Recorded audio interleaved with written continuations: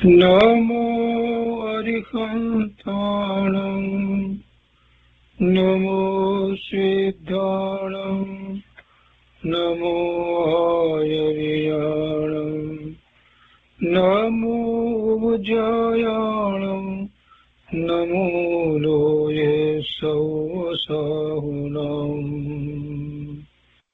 અસપંચનમોકારો સર્વપાવપનાશનો મંગલાણં ચ સૌવર્તે પરમં અવૈમંગલम् અજ્ઞાનતિમિરંધાનાં જ્ઞાનાંજનશલાકયા ચક્ષુન્મીલિतं येन તસ્મૈ શ્રીગુરવે નમઃ મુખાદિવ્યાકુક્ષિરત્નં શબ્દજિતવર્યાત્મજં શ્રીરાજચંદ્રયહું વંદે તત્વલોચનદાયકં પ્રભુતત્વલોચનદાયકં.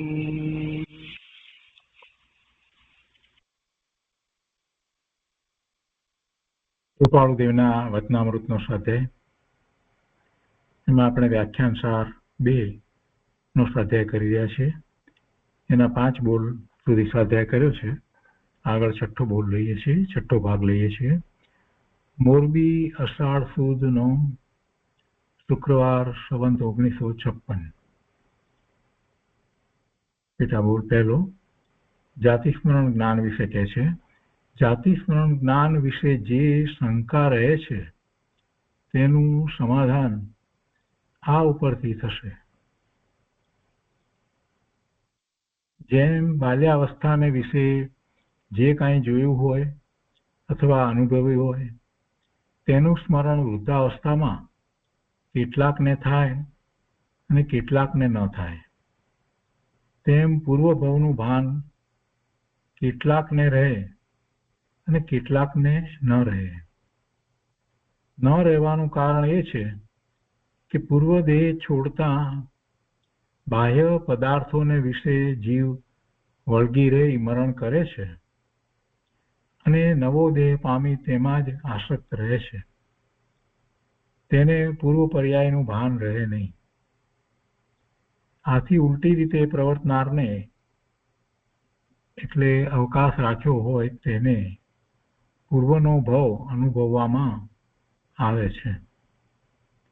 જાતિસ્મરણ જ્ઞાન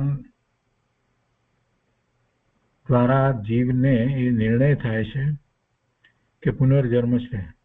કોઈના પણ જાતિસ્મરણ જ્ઞાનની વાતને જ્યારે એ ચકાસે છે કે એમ છે, એનો પૂર્વભવ વિશે જે કંઈ કહે છે તે બરાબર છે, તો એ નિર્ણય થઈ જાય છે કે પુનર્જન્મ છે. અને પુનર્જન્મ છે તો પછી હવે પછીનો જન્મ પણ હશે. અને એને પૂર્વનો ભવ એ સ્મરણમાં આવ્યો છે અને એના પુનર્જન્મનો આપણને નિર્ણય થયો છે, તો એના હવે પછીના જન્મ વિશે પણ આપણે અનુમાન કરીએ છીએ. તો એ બધું બધા જીવો માટે પણ કરી શકીએ. એટલે દરેક જીવને પૂર્વના ભવ છે અને હવે પછી પણ ભવ હશે એવો નિર્ણય થઈ જાય છે. અને એમ પુનર્જન્મનો નિર્ણય થતાં જ જીવને ખ્યાલ આવે છે કે વર્તમાનમાં પોતાને જે કંઈ પ્રાપ્ત થયું છે એ બધું પૂર્વે જે ભાવ કર્યા હતા એને કારણે પ્રાપ્ત થયું છે. બાહ્યમાં જે સંયોગો સાતાવેદનીય અસાતાવેદનીય, આ ગતિ, આ શરીર, જે કંઈ પ્રાપ્ત છે એ બધું પૂર્વે જેવા ભાવ કર્યા હતા એવા કર્મબંધ થયા અને એના ઉદય રૂપે છે. તો હવે ભવિષ્યમાં હું અત્યારે વર્તમાનમાં જેવા ભાવ કરું છું એ પ્રમાણે એવા બંધ પડશે, તો એ પ્રમાણે મારી ગતિ થશે, એ પ્રમાણે ગતિને અનુરૂપ શરીર હશે અને એવા સંયોગો વગેરે પણ હશે. આ નિર્ણય થઈ જાય છે. એટલે જે લોકો ધર્મ તરફ નથી વળતા એને માટે આ પુનર્જન્મની વાત ને એ વિચારે તો એને ખ્યાલ આવે કે શા માટે ધર્મ કરવો જોઈએ. અને પછી એથી આગળ વધીને ભૂતકાળમાં કેટલાય ભવ થયા હશે એવો પણ વિચાર થાય. ગયો ભવ, એના પહેલાનો, ભલે એને ખ્યાલ નથી પણ એના ઉપરથી અનુમાન કરી શકે કે પહેલા એના ભવ હશે, અને એ દ્વારા બીજું પણ એ અનુમાન થઈ શકે કે પોતે અનંત કાળથી છે અને ભવિષ્યમાં ભવ થશે. એનો અર્થ એ કે પોતે તો રહેવાનો છે, આ પર્યાય છૂટી જવાની છે, પોતે તો રહેવાનો છે એટલે અવિનાશી છે, એ વાતનો પણ નિર્ણય થાય. અને આમ અનંત કાળથી જીવ ભવના ભ્રમણ કરી રહ્યો છે એવો નિર્ણય થાય છે. તો એને ખ્યાલ આવે છે કે આમાં તો ક્યારેક જ કોઈક ભવમાં જ સાતાવેદનીય ના ઉદયો વિશેષ હોય, એ સિવાય મોટા ભાગમાં કે તો એને દુઃખ સિવાય બીજું કાંઈ હોતું નથી. અને એવો નિર્ણય કરી અને જીવ એ બધાથી કેમ રહિત થવાય એ માટે જ શ્રી ગુરુના ચરણે જાય છે અને બોધ પામે છે કે એવી શાશ્વત દશા પણ થઈ શકે છે કે જેમાં ભવના ભ્રમણ ન થાય, પોતાની પૂર્ણ શુદ્ધ દશા હોય અને એ અનંત કાળ સુધી રહે એવી સિદ્ધની દશા પણ થઈ શકે છે. અને પછી એનું સિદ્ધત્વ પ્રગટ કરવાનો પુરુષાર્થ. એટલે આ જાતિ સ્મરણ જ્ઞાન જે છે એ મહત્વની વસ્તુ છે. અને એના વિશે કેટલાકને હજી માન્યતા વિપરીત વર્તી રહી છે, કેમ કે એને એમ લાગે છે કે આ જે કહે છે પૂર્વ જન્મની વાત એ બધી બજાવી કાઢેલી અથવા ખોટી છે, અથવા તો કોઈએ એને શીખવાડી દીધું છે અને નાનો બાળક બોલે છે, એટલે કેટલાકને વાત બેસતી નથી. પણ જાતે જઈ અને એની ખાતરી કરવામાં આવે તો ખ્યાલ આવે. તો શા માટે હોય છે અને એને વિશે જે શંકા રહે છે એના સમાધાન માટે અહીંયા કૃપાળુ દેવે કેટલીક વાત કરી એ અહીંયા આપવામાં આવી છે કે સ્મરણ હોઈ શકે, ન હોય એવી કોઈ વાત નથી. દરેકને કેમ નથી એનું કારણ પણ સમજાવ્યું. પૂર્વદેહ છોડતા બાહ્ય પદાર્થોને વિશે જીવ વળગી રહી મરણ કરે છે અને નવો દેહ પામી તેમાં જ આસક્ત રહે છે, તો તેને પૂર્વ પર્યાયનું પૂર્વ ભવનું ભાન રહે નહીં. પણ આનાથી ઉલટી રીતે પ્રવર્તનારને એટલો અવકાશ રાખ્યો હોય તેને પૂર્વનો ભાવ અનુભવવામાં આવે છે. આગળ કહે છે બીજો પેટા બોલ કે એક સુંદર વનમાં તમારા આત્મામાં શું નિર્મળપણું છે જે તપાસતા તમને વધારે સ્મૃતિ થાય છે કે નહીં. પ્રશ્ન પૂછ્યો છે કે તમે એવી સુંદર જગ્યાએ વનમાં, એટલે કે કોઈ વનમાં ક્યાંક બેઠા હો, શાંત ચિત્તથી બેઠા હો, તો તેમને પોતાનામાં શું નિર્મળપણું છે એનો વિચાર થાય અને એ વખતે કંઈક કેટલીક બીજી સ્મૃતિ પણ થાય. તો કહે છે કે જે તપાસતા તમને વધારે સ્મૃતિ થાય છે કે નહીં. તમારી શક્તિ પણ અમારી શક્તિની પેઠે પુરાયમાન કેમ ન થાય, તેના કારણો વિદ્યમાન છે. પ્રકૃતિ બંધમાં તેના કારણો બતાવ્યા છે. અને જાતિ સ્મરણ જ્ઞાન એ મતિ જ્ઞાનનો ભેદ છે. એટલે અમને જેમ જાતિ સ્મરણ જ્ઞાન છે એવું તમને પણ હોઈ શકે, અને એ કઈ પ્રયત્નથી થાય છે એવું પણ નથી. પ્રયત્ન કરીએ એટલે કઈ યાદ આવી જાય એમ બનતું નથી. એટલે કે છે કે તેના કારણો વિદ્યમાન છે, એના કારણો છે. પ્રકૃતિ બંધમાં તેના કારણો બતાવ્યા છે. જાતિ સ્મરણ જ્ઞાન એ મતિ જ્ઞાનનો ભેદ છે, અને મતિ જ્ઞાનમાં જે કંઈ ખ્યાલમાં આવે છે એ શ્રુત જ્ઞાન દ્વારા સમજાય છે. તો એને વર્તમાનમાં આ ભાવની અંદર એ જે કર્મ સહિત છે અને કર્મના ઉદયો વર્તે છે એની સાથે એ કર્મની પ્રકૃતિના ઉદયોની સાથે એ શીઘ્ર જોડાઈ ગયો છે. એટલે પૂર્વની વાત એને, પૂર્વ ભાવની વાત એને સ્મરણમાં આવતી નથી.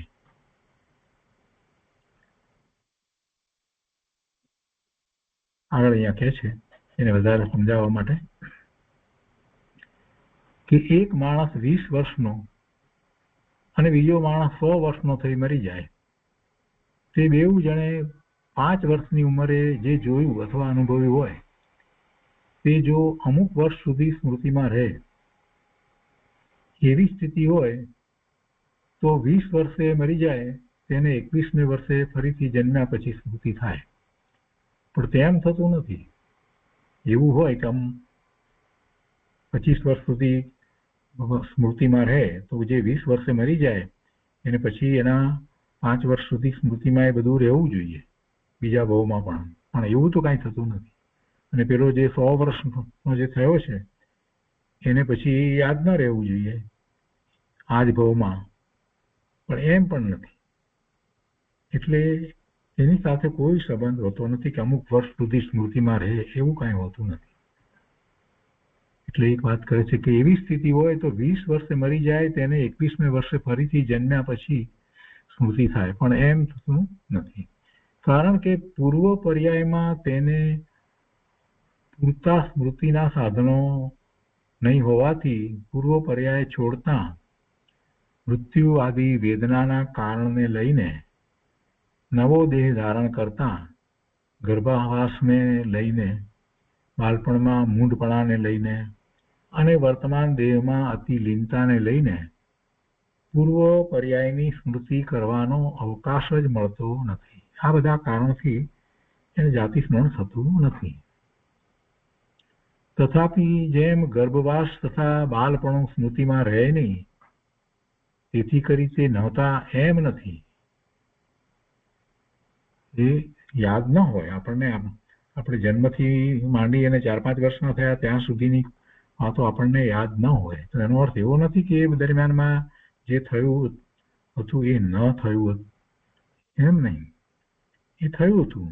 આપણને માતાએ મોટા કર્યા અને જે કંઈ લાલન પાલન કર્યું એમાંનું કાંઈ એ વખતનું યાદ હોય નહીં, પણ એ નહોતું થયું એમ તો કેવી રીતે કહેવાય? એમ નથી. તો એના ઉપરથી આપણને ખ્યાલ આવે કે પહેલા થયું હોય એને સ્મૃતિમાં ન હોય એટલે એ નહોતું થયું એમ માનવાને કોઈ કારણ નથી. એટલે જાતિ સ્મરણ જ્ઞાન ન હોય તો કંઈ પૂર્વે ભાવ ન હોય એવી કોઈ વાત નથી. પૂર્વનો ભાવ તો હતો એમ એમાં કહેવાનો આશય છે કે તથાપિ જેમ ગર્ભવાસ તથા બાળપણ સ્મૃતિમાં રહે નહીં તેથી કરી તે નહોતા એમ નથી. તેમ ઉપરના કારણોને લઈને પૂર્વ પર્યાય સ્મૃતિમાં રહે નહીં તેથી કરી તે નહોતા એમ કહેવાય નહીં. પૂર્વ પર્યાય એટલે પૂર્વ ભાવ. જેવી રીતે આંબા આદિ વૃક્ષોની કલમ કરવામાં આવે છે તેમાં સાનુકૂળતા હોય તો થાય છે. આંબાની કલમ કરવામાં આવે પણ બધામાં એ થાય જ કલમ સફળ થાય એવું નથી થતું, પણ થાય છે અનુકૂળતા હોય તો. તેમ જો પૂર્વ પર્યાયની સ્મૃતિ કરવાને ક્ષયોક્ષમ આદિ સાનુકૂળ યોગ્યતા હોય તો જાતિ સ્મરણ જ્ઞાન થાય. પૂર્વ સંજ્ઞા કાયમ હોવી જોઈએ. અસંગની નો ભાવ આવવાથી જાતિ સ્મરણ જ્ઞાન ન થાય. જે વખતે સંજ્ઞી પણ હોય તો એને જ્ઞાન થાય છે, નહીતર પછી જાતિ સ્મરણ જ્ઞાન ન થાય. અસંગનીનો ભાવ આવવાથી જાતિ સ્મરણ જ્ઞાન ન થાય. પૂર્વ ભાવમાં અસંગની પણ હોય, મન ન હોય, પછી એ એકેન્દ્રિયથી માંડીને પચેન્દ્રિય ગમે તે હોય તો એને જાતિ સ્મરણ જ્ઞાન ન થાય. સંગની પચેન્દ્રિય હોવો જરૂરી. હવે આગળ પણ કહે છે કે કદાપી સ્મૃતિનો કાળ થોડો કહો તો 100 વર્ષનો થઈને મરી જાય તેણે 5 વર્ષે જે જોયું અથવા અનુભવ્યું તે 95 વર્ષની સ્મૃતિમાં રહેવું ન જોઈએ. જો સ્મૃતિનો કાળ થોડો એટલે કે અમુક વર્ષો સુધી જ વસ્તુ સ્મૃતિમાં રહે પછી ન રહે એવું કોઈ નિયમ નથી.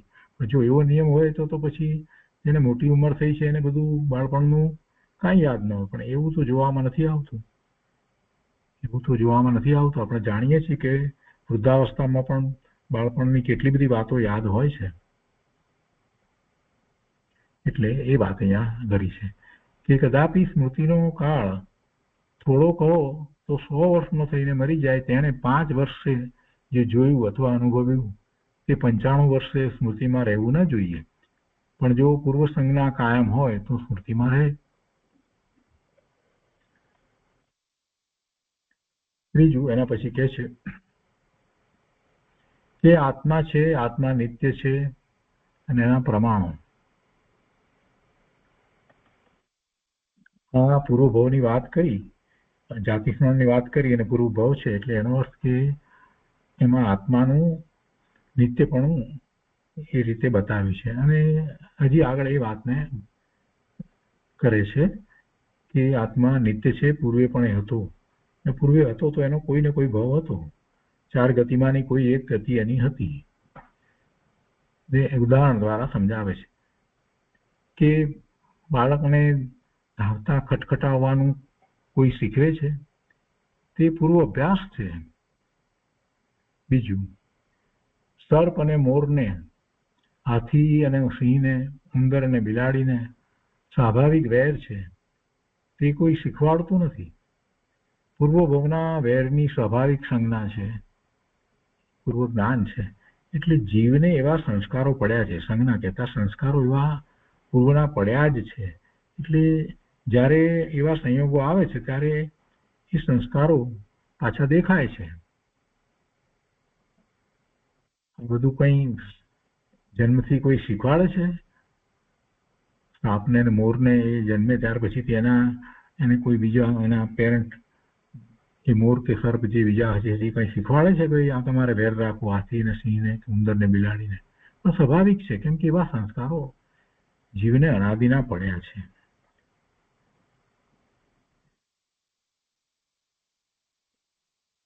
ઘોડો ઘાસ ખાય છે, આપણે જાણીએ છીએ, પણ એ ઘોડો જ્યારે મનુષ્ય થાય છે ત્યારે કંઈ ઘાસ ખાતો નથી.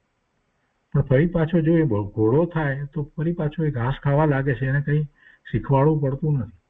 એટલે એવા અનેક પ્રકારના સંસ્કારો જીવને પડ્યા છે. સામાન્ય રીતે એવી સંજ્ઞા કહેવામાં આવે છે કે જીવને આહાર સંજ્ઞા જન્મથી હોય છે. કોઈને શીખવાડવું પડતું નથી કેવી રીતે આહાર લેવો, જન્મથી જ આહાર સંજ્ઞા હોય છે. એવી રીતે ભય સંજ્ઞા પણ જન્મથી હોય છે. નાના બાળકને પણ કંઈ શીખવાડવું નથી પડતું કે આનાથી ભય, એ પણ ભય પામે છે, મોટા અવાજથી વગેરેથી ભય પામે છે. એ પછી પરિગ્રહ સંજ્ઞા, બધા જીવોને પરિગ્રહ સંજ્ઞા હોય છે, વસ્તુ રાખવાનો ભાવ. બાળકને પણ કંઈ આપણે શીખવાડતા નથી છતાં એને પરિગ્રહ સંજ્ઞા હોય છે. એના બાળક પણના જે રમકડા વગેરે જે છે એ બધા એ બીજાને નથી આપતો, એ ભેગા કરવા વગેરે હોય છે. કોઈએ શીખવાડી નથી છતાં એ હોય છે. અને એવી રીતે મૈથુન સંજ્ઞા, એ પણ કોઈને શીખવાડવી પડતી નથી. એટલે એ 4 સંજ્ઞા એ જીવને પહેલેથી હોય છે. એનો અર્થ એ થયો કે જીવ અનાદિનો છે અને એવા સંસ્કારો અનાદિના છે, એ ચાલ્યા આવે છે. એ પછી ચોથા પેટાબોલમાં કહે છે કે નિસંગપણું એ વનવાસીનો વિષય છે, એમ જ્ઞાનીઓએ કહેલ છે. એટલે આ તો નિત્યપણાની બધી વાત કરવી હતી, એ કરી, પુનર્જન્મ વગેરેની બધી વાત કરી, અને એ દ્વારા એણે નક્કી કર્યું કે પછીથી હવે અહીંયા આ જે છે એ વિષય પાછો અહીંયા બદલાયો છે. નિસંગપણું એ વનવાસીનો વિષય છે. એટલે સર્વસંગ પરિત્યાગ કરી અને વનમાં ચાલ્યા જાય છે એવા મુનિઓ. અને એવું નિસંગપણું, એવી પોતાની યોગ્યતા હોય તો જ એને કાર્યકારી થાય, નહીતર કાંઈ કાર્યકારી થાય નહીં. નિસંગપણું એટલે એમને ચાલ્યો જાય વનમાં એટલે કાંઈ એને ધર્મ થઈ જાય એમ બનતું નથી. એટલી પોતાની અંતરંગ શુદ્ધિ હોય કે પોતે વારંવાર પોતાના સ્વરૂપમાં એકાગ્રતાનો પુરુષાર્થ કરી શકતો હોય, તો એવા મુનિ જંગલમાં રહે તો એને વધારે અવકાશ પ્રાપ્ત થાય છે પોતાના સ્વરૂપની પ્રાપ્તિ, વિશેષ પ્રાપ્તિ, સ્વરૂપમાં લીનતા અને આગળ વધી અને સ્થિરતા માટેનો. એટલે એવું નિસંગપણું એ જ્ઞાનીઓએ કહ્યું છે. કોને માટે કહ્યું છે? કે જેવા મુનિઓ, એટલે કહે છે કે નિસંગપણું એ વનવાસીનો વિષય છે, એમ જ્ઞાનીઓએ કહેલ છે, તે સત્ય છે. જેનામાં 2 વ્યવહાર સાંસારિક અને અસાંસારિક હોય તેનાથી નિસંગપણું થાય નહીં. 2 વ્યવહાર, સાંસારિક અને અસાંસારિક.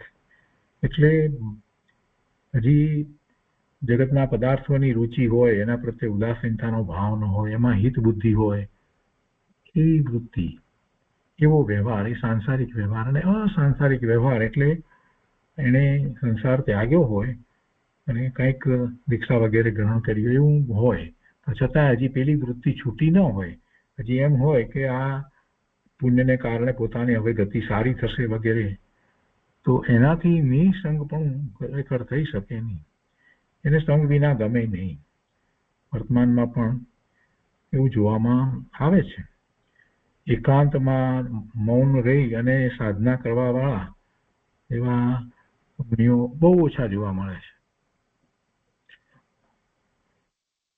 સામાન્ય જીવને કોઈનો સંગ ન હોય અને એકલા જ રહેવાનો વખત આવે તો એ કંટાળી જાય છે.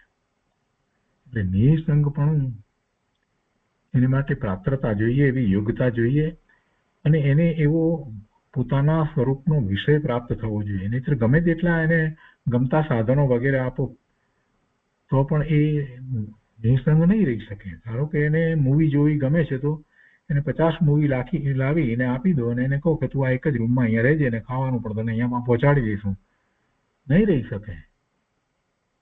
એને સંગ પણ જોઈએ જ છે.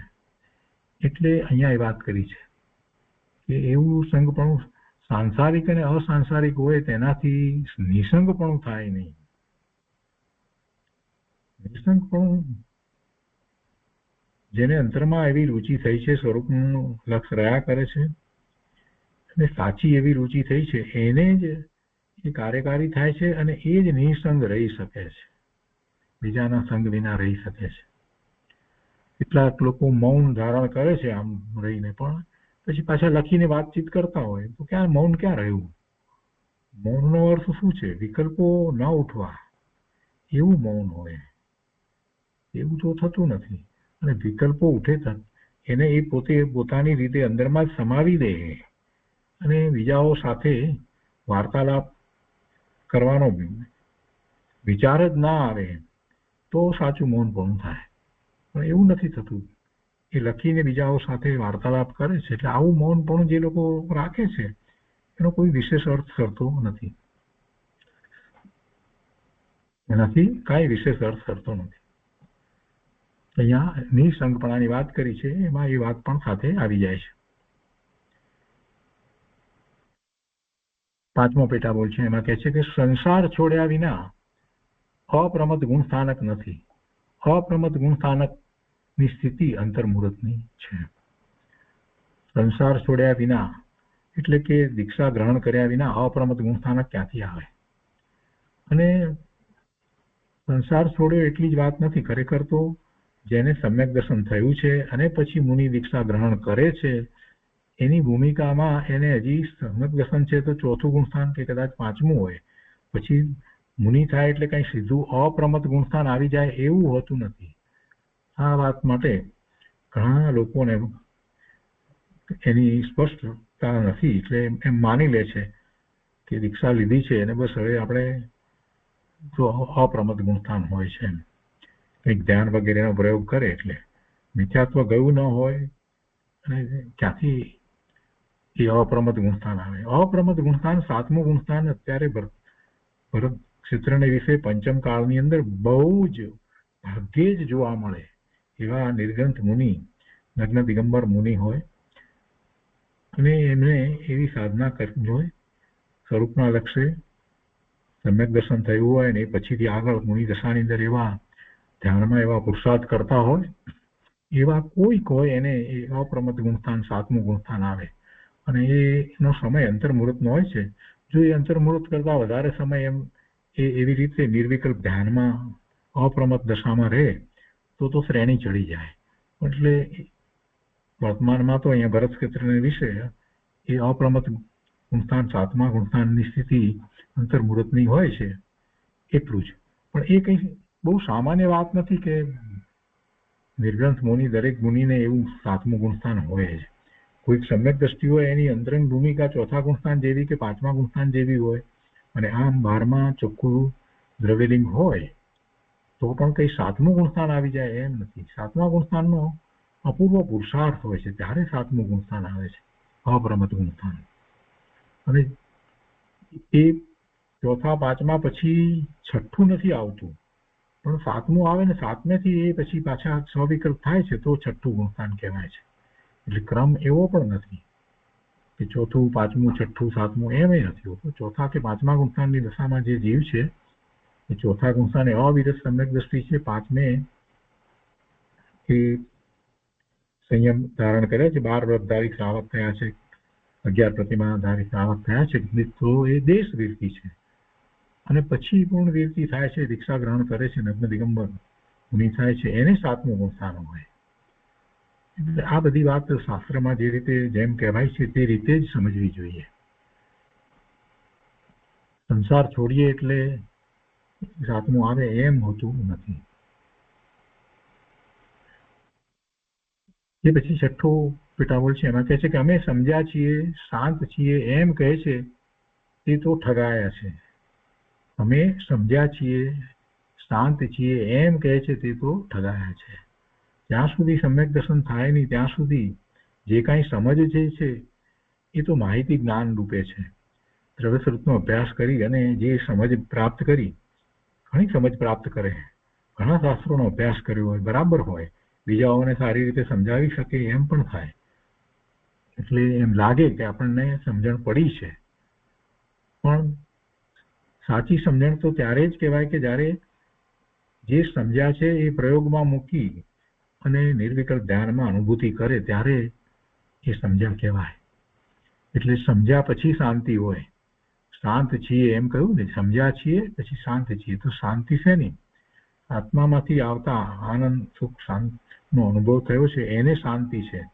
એને હવે ભવના ભ્રમણની ચિંતા નથી, હવે એને કોઈ આદિ વ્યાધિ ઉપાધિ નથી. આદિ એટલે રોગ, વ્યાધિ એટલે રોગ નથી એમ નહીં. એટલે રોગ હોય તો પણ પોતાને નથી, કેમ કે રોગ છે તો એ શરીરને છે, એમ એ પોતે શરીરથી ભિન્ન પડી ગયા છે.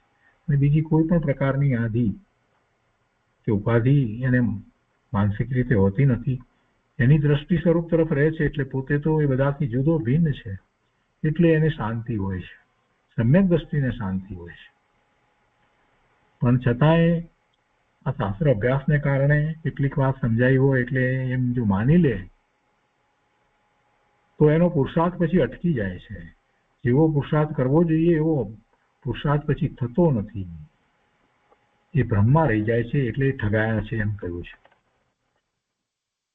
એ પછી સાતમો પીઠાંબોલ છે, એમાં કહે છે કે સંસારમાં રહી સાતમા ગુણસ્થાનની ઉપર વધી શકાતું નથી. જો આ વાક્ય છે ને એમાં લખનાર વ્યક્તિને બરાબર ખ્યાલ નથી, શાસ્ત્રનો અભ્યાસ નથી, એટલે આ રીતે લખ્યું છે. કૃપાળુદેવ કોઈ આવી રીતે વાક્ય બોલે નહીં. આનો અર્થ એવો નીકળે કે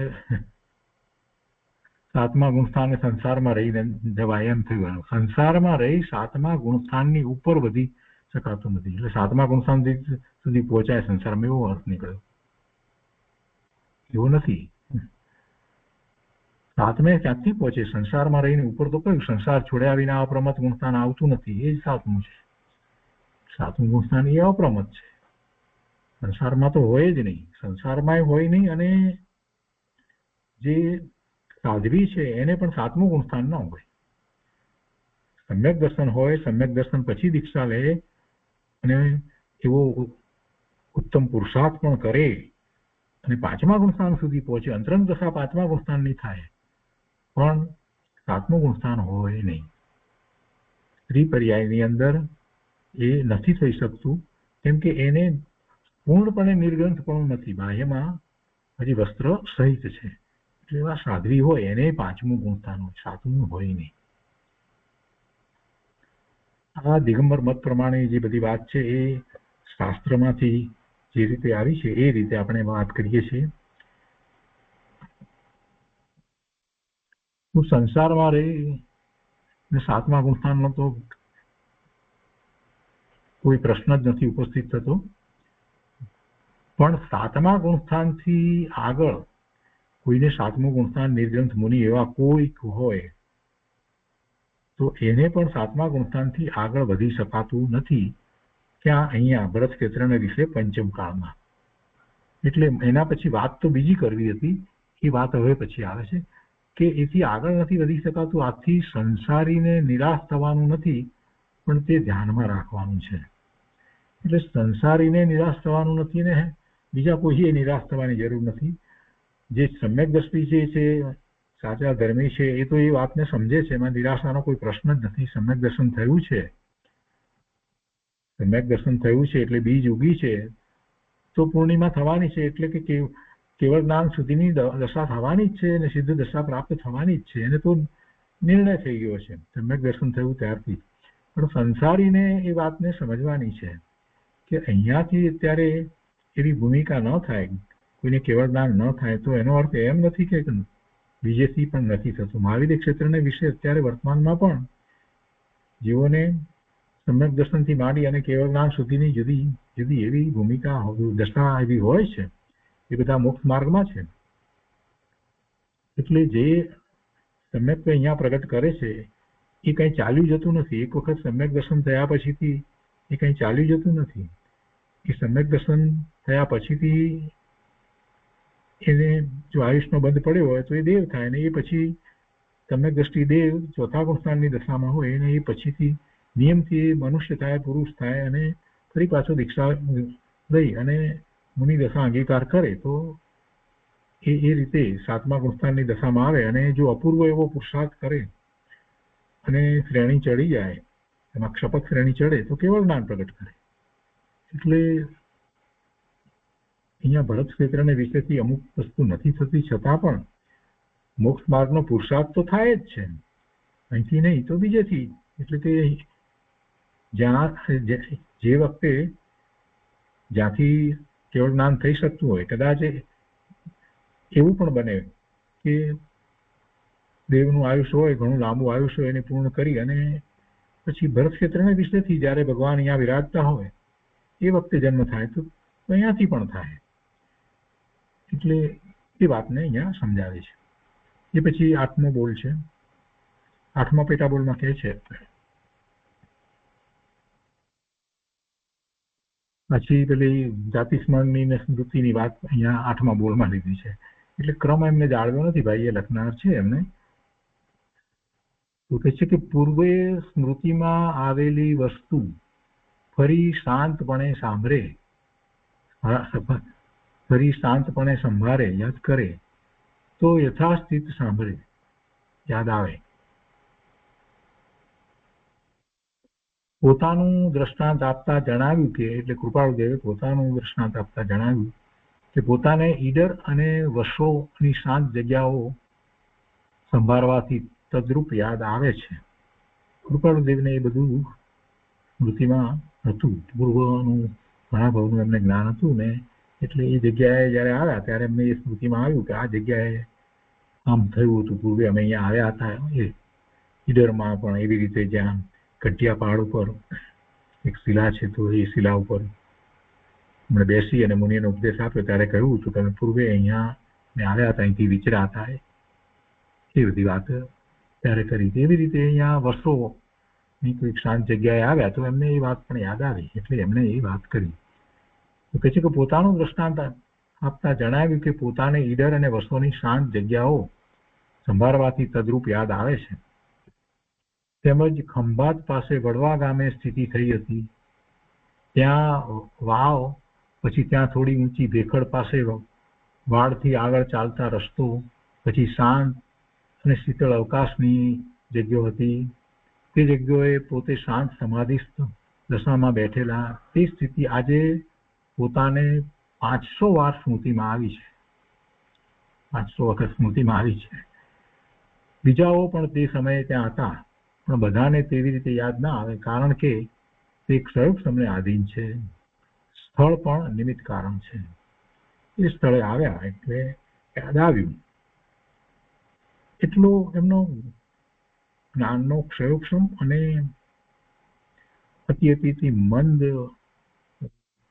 કસાય, અતિ મંદ કસાય અને શાંત ચિત્ત, એ બધું પણ એમને હતું. એટલે જે સ્થળ છે તે નિમિત્ત કારણ થયું.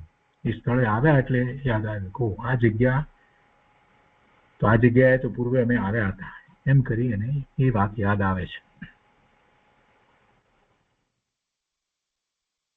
એ પછી નવમો પેટા બોલ છે, એમાં કહે છે ગ્રંથિના બે ભેદ છે. એક દ્રવ્ય એટલે બાહ્ય ગ્રંથિ, અને એમાં પછી કૌંસમાં આપણે સ્પષ્ટતા કરી છે કે ચતુષ્પદ, દ્વિપદ, અપદ ઇત્યાદિ. અને બીજી ગ્રંથિ એટલે ભાવ ગ્રંથિ, દ્રવ્ય ગ્રંથિ અને ભાવ ગ્રંથિ, અથવા તો અભ્યંતર ગ્રંથિ. બાહ્ય ગ્રંથિ અને અભ્યંતર ગ્રંથિ એમ, અથવા તો દ્રવ્ય ગ્રંથિ અને ભાવ ગ્રંથિ. અને એમાં કૌંસમાં 8 કર્મ ઇત્યાદિ એમ એમણે સ્પષ્ટતા કૌંસમાં કરી છે. તો સમ્યક પ્રકારે બંને ગ્રંથિથી નિવર્તે તે નિર્ગ્રંથ, એનાથી નિવર્તે ગ્રંથિથી નિવર્તે તે નિર્ગ્રંથ. હવે આ જે છે તે આમાં ધર્મ સંગ્રહણી ગ્રંથ ગાથા 1070, 1071, 1074, 1075 એમાંથી વાત લેવામાં આવી છે. આપણે એ વિશે વિશેષ નથી જાણતા, પણ અહીંયા આ જે વાત કરી છે ને બાહ્ય ગ્રંથિ, અહીંયા ગ્રંથિની વાત કરી છે ને અહીંયા આવે કે ચતુષ્પદ, દ્વિપદ, અપદ એ લખ્યું છે. એનો અર્થ એ છે કે તો પરિગ્રહની અપેક્ષાથી, કેમ કે જે ચતુષ્પદ એટલે 4 પગવાળા, 2 પગવાળા, અપદ એટલે જે પગ નથી, તો એ બધા તો પરિગ્રહ રૂપે હોય, એ બધા પરિગ્રહ રૂપે હોય. અહીંયા જે લખ્યું છે બાહ્ય ગ્રંથિ, પછી ચતુષ્પદ એટલે પશુ પ્રાણીની સંખ્યા, દ્વિપદ એટલે દાસ દાસી નોકર ચાકરની સંખ્યા, અપદ એટલે પશુ પ્રાણી દાસ દાસી સિવાયનો પરિગ્રહ. એટલે તો પરિગ્રહની વાત લીધી છે, એ પરિગ્રહની અપેક્ષાથી એ વાત. એમાં ધન, ધાન્ય, ધાતુ, જમીન, ક્ષેત્ર વગેરે એ અપદ લીધું. અને પછી એમને ભાવ ગ્રંથિ જે લીધું, અભ્યંતર ગ્રંથિ, એમાં મિથ્યાત્વ સહિત 8 કર્મ ઇત્યાદિ એમ લીધું છે. અને નિર્ગ્રંથનો અર્થ એમને સમ્યક પ્રકારે બંને દ્રવ્ય અને ભાવ ગ્રંથિથી નિવર્તે તે નિર્ગ્રંથ કહ્યું છે. એટલે પરિગ્રહ, બાહ્ય પરિગ્રહ તો આપણે જે કહીએ છીએ આ લખ્યા છે, પણ શાસ્ત્ર પ્રમાણે કહીએ છીએ કે 10 પ્રકારના બાહ્ય પરિગ્રહ અને અંતરંગ પરિગ્રહ 13 પ્રકારના અંતરંગ પરિગ્રહ.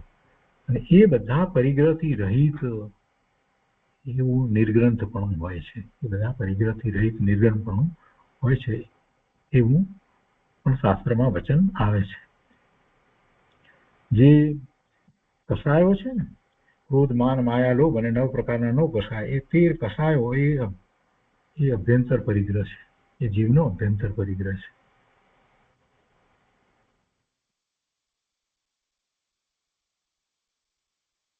એટલે 14 થાય, 13 અને મિથ્યાત્વ એટલે 14. મિથ્યાત્વ અને ચારિત્ર મોહની અંદર ક્રોધ, માન, માયા, લોભ અને 9 કસાય એમ કરી, અને પેલા 13 અને 1 મિથ્યાત્વ એમ 14 પ્રકારે અભ્યંતર પરિગ્રહ કયો છે.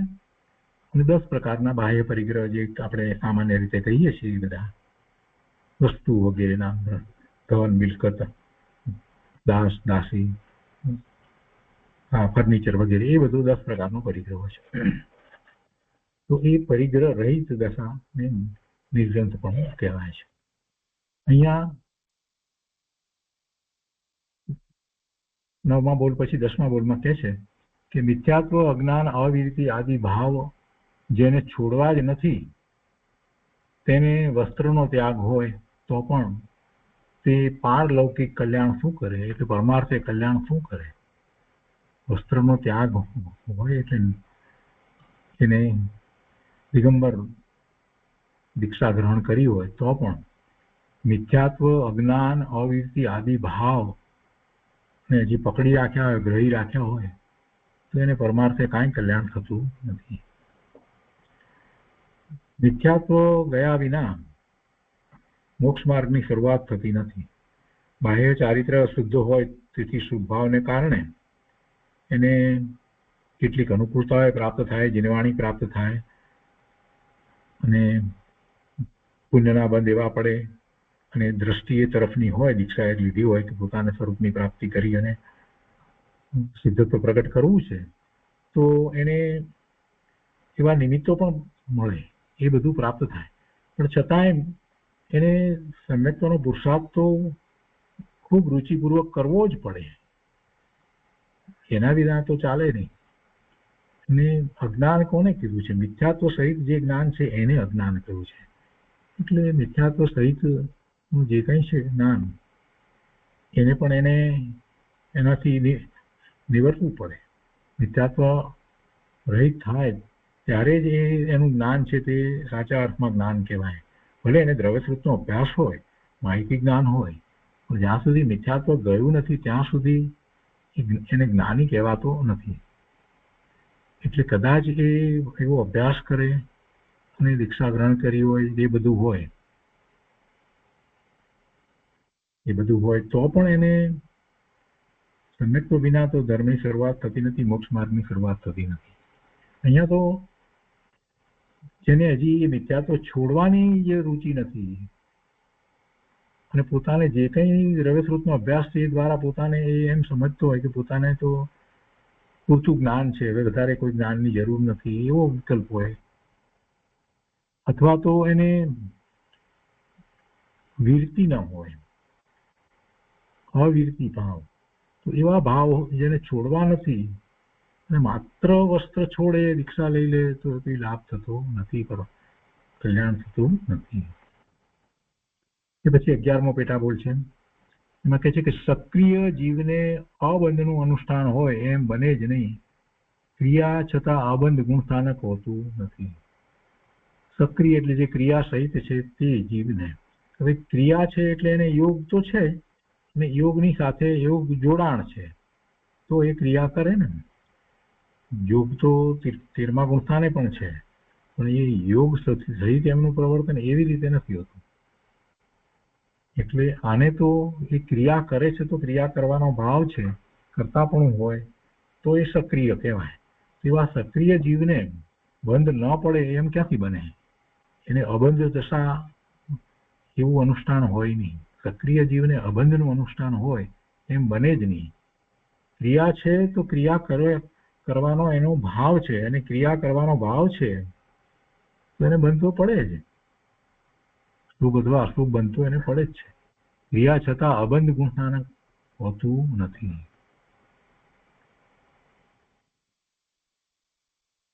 તેરમા ગુણસ્થાનમાં યોગ છે છતાં કોઈ ઈચ્છાપૂર્વક ક્રિયા હોય એવું હોતું નથી. ઉપયોગ તો સ્વરૂપમાં ઠરી ગયો છે તો ત્યાં કોઈ બંધ પડતો જ નથી. સમ્યક દ્રષ્ટિને પોતાની ભૂમિકા અનુસાર એને પણ હવે અનંતાનુબંધી તો ગયા છે તો અનંતાનુબંધીના તો બંધ પડતા નથી અને એની ભૂમિકા એવી આગળ છે તો એથી આગળ વધીને અપ્રત્યાખ્યાના વર્ણિ પણ ગયું હોય, પ્રત્યાખ્યાના વર્ણિ પણ ગયું હોય અને માત્ર સંજ્ઞનના જ અગ્નિ ચોકડી બાકી રહ્યું હોય, એવી પ્રકૃતિઓ બાકી રહ્યું હોય તો એના જ ઉદયો વર્તતા હોય તો એ બધી દશાઓની અંદર એને એની ભૂમિકા અનુસાર એને બંધ પડે, પણ એ રુચિપૂર્વક નથી એટલે એ બંધ જે છે એ એવા તીવ્ર હોતા નથી. અને એમાંના કેટલાક બંધ જે પડે એ બધા આ જ ભાવમાં આ જ ભાવની અંદર એની નિર્જરા થઈ શકે એવા બંધ હોય, એવા પણ બંધ પડે કે એ જો આગળ વધે અને પછી તો એની ઉદીર્ણા કરી નાખે અને એની નિર્જરા થઈ જાય. પણ અબંધ દશા જે છે સંપૂર્ણપણે અબંધ દશા તો 13મું ગુણસ્થાન છે ત્યારે હોય છે. સૂક્ષ્મ બંધ જે છે જે જ્યારે એનો અંતર્મુહૂર્તનો જે સમય છે, જે શ્રેણી ચડે છે એ વખતે પણ સૂક્ષ્મ પ્રકારે કંઈક બંધ પડતા હોય એ અપેક્ષાથી કહેવામાં આવે છે, કેમ કે કર્મની પ્રકૃતિ પડી છે ને. એટલે આમ ખરેખર જોવા જઈએ તો એ પણ દશામાં પણ એ અબંધ જેવી જ દશા હોય છે. એમાં તો એ શ્રેણી ચડે છે અને 12મા ગુણસ્થાને આવે છે અને ત્યાં તો ઉલટો ક્ષય કરે છે બધા કર્મનો. એટલે એ દશાનો વિચાર કરીએ તો એ પણ અપેક્ષાથી એમ કહેવાય કે ત્યાં પણ એને એવા કોઈ બંધ પડતા નથી. નિર્વિકલ્પ ધ્યાનની દશા જે છે 4થા ગુણસ્થાને હોય, 5મે હોય કે 7મા ગુણસ્થાને હોય તો એ વખતે પણ એને બંધ કેટલા પડે? એને બંધ અતિ અલ્પ પડે, જે એને ખ્યાલ પણ ના આવે એવો બંધ પડે, અતિ અલ્પ. અહીંયા સક્રિય જીવને અબંધનું અનુષ્ઠાન હોય એમ બને જ નહીં, ક્રિયા છતાં અબંધ ગુણસ્થાન હોતું નથી, એ વાત કરી છે. એ પછીથી 12મો પેટાબોલ છે એમાં કહે છે કે રાગાદી દોષોનો ક્ષય થવાથી તેના સહાયકારી કારણોનો ક્ષય થાય છે. જ્યાં સુધી ક્ષય સંપૂર્ણપણે થતો નથી ત્યાં સુધી મુમુક્ષુ જીવ સંતોષ માની બેસતા નથી. સાચા મુમુક્ષુ, સાચા મોક્ષાર્થી જીવ એ જ્યાં સુધી સંપૂર્ણ ક્ષય ન થાય ત્યાં સુધી સંતોષ માનીને બેસતા નથી. રાગાદી દોષો, રાગ, દ્વેષ, ક્રોધ, માન, માયા, લોભ અને 9 પ્રકારના બીજા જે કસાયો, એવા ભાવો એ દોષ છે. એ બધા દોષ, એ દોષનો ક્ષય થાય એટલે કે એવા દોષ ઉત્પન્ન ન થાય. ક્ષય થવો એનો અર્થ શું? દોષ તો જ્યારે રાગ થયો ત્યારે તો થઈ ગયો, ક્રોધ થયો ત્યારે તો થઈ ગયો, તો હવે એનો ક્ષય થવાનો ક્યાં પ્રશ્ન છે? એટલે કહેવાનો આશય અહીંયા એ છે કે એવા એને દોષ ઉત્પન્ન ન થાય. કર્મની ચારિત્ર મોહનીય કર્મની પ્રકૃતિઓ એવી પડી છે કે જેના ઉદયો વર્તતા હોય તો એનું લક્ષ્ય થતા જીવને એવા ક્રોધ, માન, માયા, લોભના અને 9 પ્રકારના 9 કસાયના ભાવ થાય છે. સમ્યક દ્રષ્ટિને પણ એવા થાય છે, પણ એ એને રુચિપૂર્વક ના નથી અને એની એને લાળ લંબાતી નથી, એની એને પકડ હોતી નથી. એટલે અહીંયા એવા દોષોનો ક્ષય થવાની વાત જે કરી છે એટલે એનો અર્થ એ કે એવા ઉત્પન્ન જ ન થાય. રાગાદી દોષોનો ક્ષય થવાથી તેના સહાયકારી કારણોનો ક્ષય થાય છે. એટલે પછી એવી જ્યારે દશા હોય છે તેના સહાયકારી કારણો એટલે શું? એવી કર્મની પ્રકૃતિ જે છે એનો પણ એક ક્ષય થયો હોય છે. એટલે એવી કર્મની પ્રકૃતિઓ, ચારિત્ર મોહની કર્મની પ્રકૃતિઓનો જ્યાં સુધી પૂર્ણપણે ક્ષય ન થાય ત્યાં સુધી એ નિમિત્ત તરીકે હોય, એના ઉદય નિમિત્ત તરીકે હોય તો એવા સૂક્ષ્મ, એવા અતિ અલ્પ પ્રમાણમાં એવા કસાય ઈચ્છા વિના પણ એવા થઈ જાય. રુચિપૂર્વક નહીં પણ અરુચિ નથી છતાં પણ એવા જ્ઞાનીને પણ થતા હોય છે. 7મા ગુણ, 6ઠ્ઠા ગુણસ્થાનની દશામાં જે છે મુનિઓને સામાન્ય રીતે એવા તીવ્ર કસાયો તો હોતા જ નથી. સંજલન કસાય માત્ર બાકી રહ્યો છે, અલ્પ છે, અને એમાં પણ અશુભ ભાવ એમને નથી હોતો. એવો કોઈ અશુભ ભાવ તો હોતો નથી.